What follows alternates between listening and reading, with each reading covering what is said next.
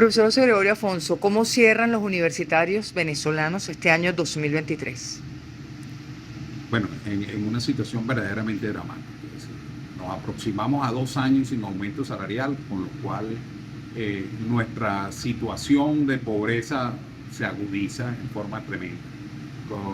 Se mantiene la migración de nuestros docentes hacia otras latitudes y hacia otros oficios, y por supuesto con una perspectiva del 2024 verdaderamente negativa, porque sin el capital humano y a quienes se encargan de gestionar el conocimiento en las universidades, bueno, no hay posibilidad de que la educación superior sea relanzada en forma exitosa. ¿Cuántas protestas protagonizaron los universitarios? ¿Tiene un estimado? No lo tengo en forma exacta, y tal vez puedo quedarme corto, pero yo creo que no menos de 40, 50 movilizaciones convocadas por nosotros, y que hayamos asistido con otros sectores, podemos superar el centenar. Después de todo, hay cifras que hablan de miles de protestas de sectores laborales en el país. Por supuesto, se contabilizan en las diferentes regiones, pero yo creo que en Caracas pudo haber habido una protesta en promedio cada 2 o 3 días de diferentes sectores, y en muchas de ellas tuvimos nosotros. ¿Hubo alguna respuesta de las instituciones a todas las cartas, movilizaciones? No hay ninguna respuesta Nada, ni siquiera favorable. lo recibimos. No, la recepción sí, nos recibieron, sobre todo en la Oficina de Planificación del Sector Universitario, en alguna oportunidad en la Vicepresidencia de la República. Nos reciben funcionarios con poca capacidad de decisión, funcionarios de orden técnico. Por cierto, casi todos ellos en privado manifiestan que son víctimas de la misma situación que vivimos nosotros. Es decir, Ellos mismos. Sí, unas remuneraciones absolutamente insuficientes y unas relaciones laborales nada provechosas, que no generan ningún porvenir. Bueno, el gobierno, esa ha sido su respuesta. En los últimos tiempos, la respuesta ha sido un poco más negativa, aunque no ha habido una represión masiva. Bueno, sí ha habido cierto hostigamiento, salimos a las calles, los cordones policiales son desproporcionados en relación a las movilizaciones que hacemos, la figura de policías civiles de diferentes cuerpos de seguridad del Estado, digamos, hostigando a quienes manifiestan. Es un patrón, es una política, es una práctica sistemática. Sin embargo, yo creo que la situación que vivimos va a reiterar que en el 2024 se plantea como un año de enormes protestas. Por cierto, el 15 de enero es Día del Maestro, y si algo en este país es maltratado, son los educadores venezolanos de todos los niveles. Están planteándose ya desde ahorita las protestas para el próximo año. Claro, y la primera es en enero.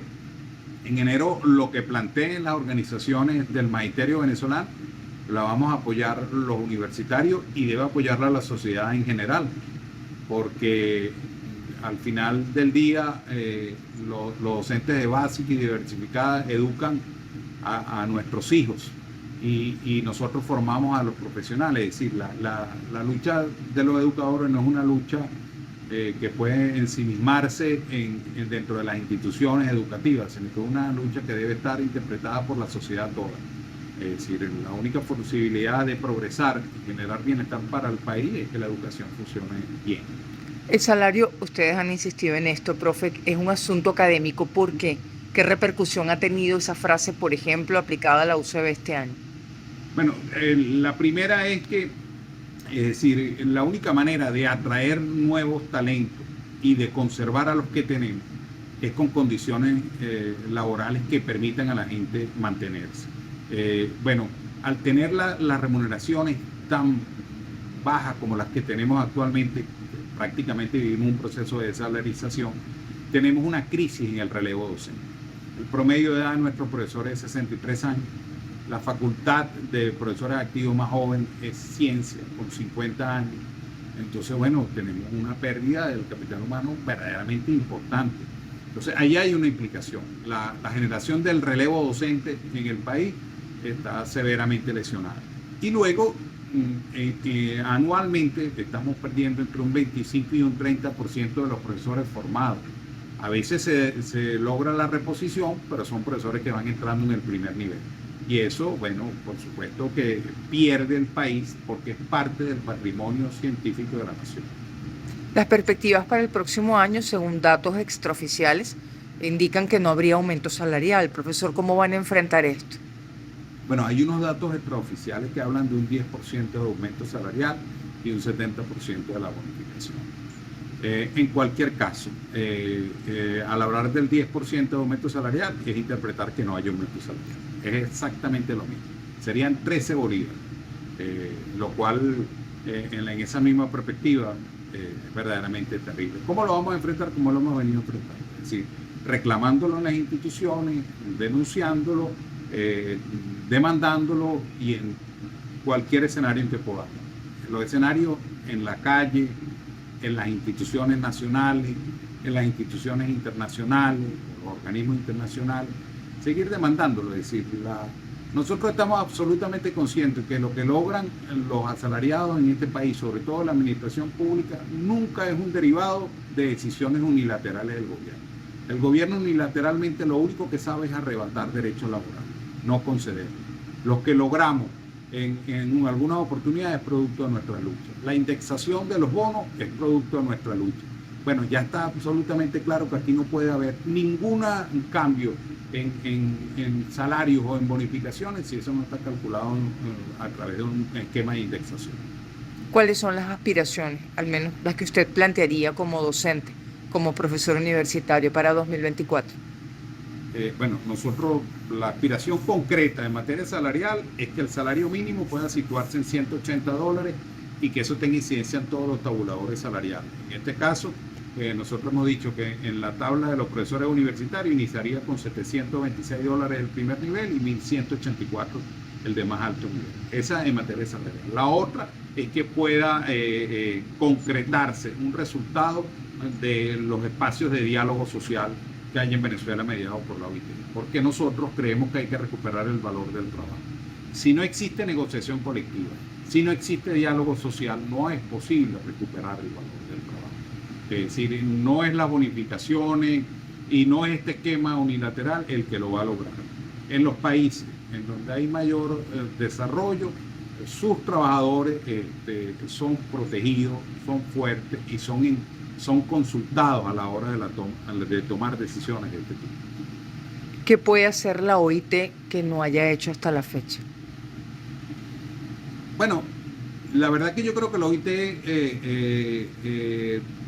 ha hecho lo que tiene que hacer y más o menos lo va a seguir hacer. Ya lo que falta o el complemento está en nosotros, es puertas adentro.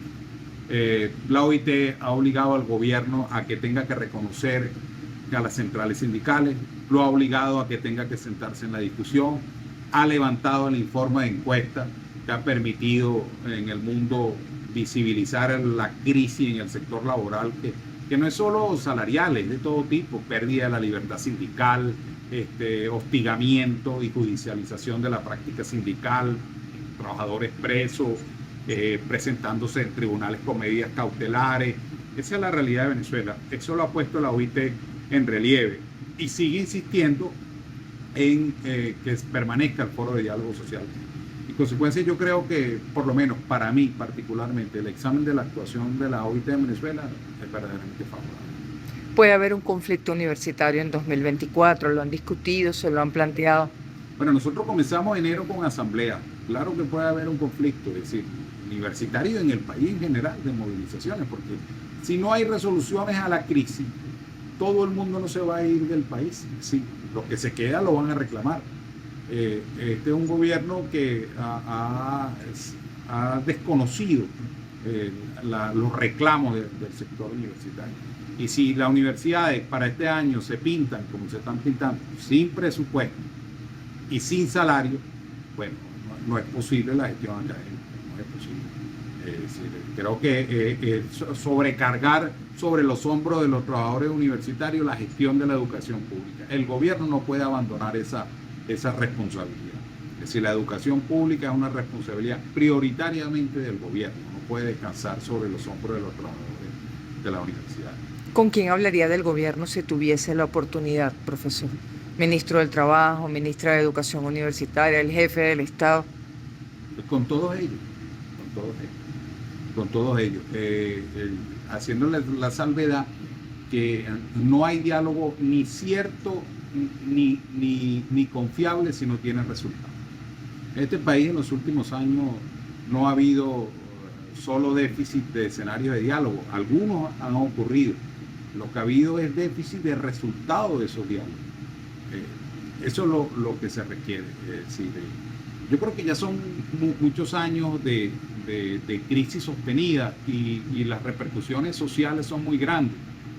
Eso debería llamar a todos a enmendar el camino.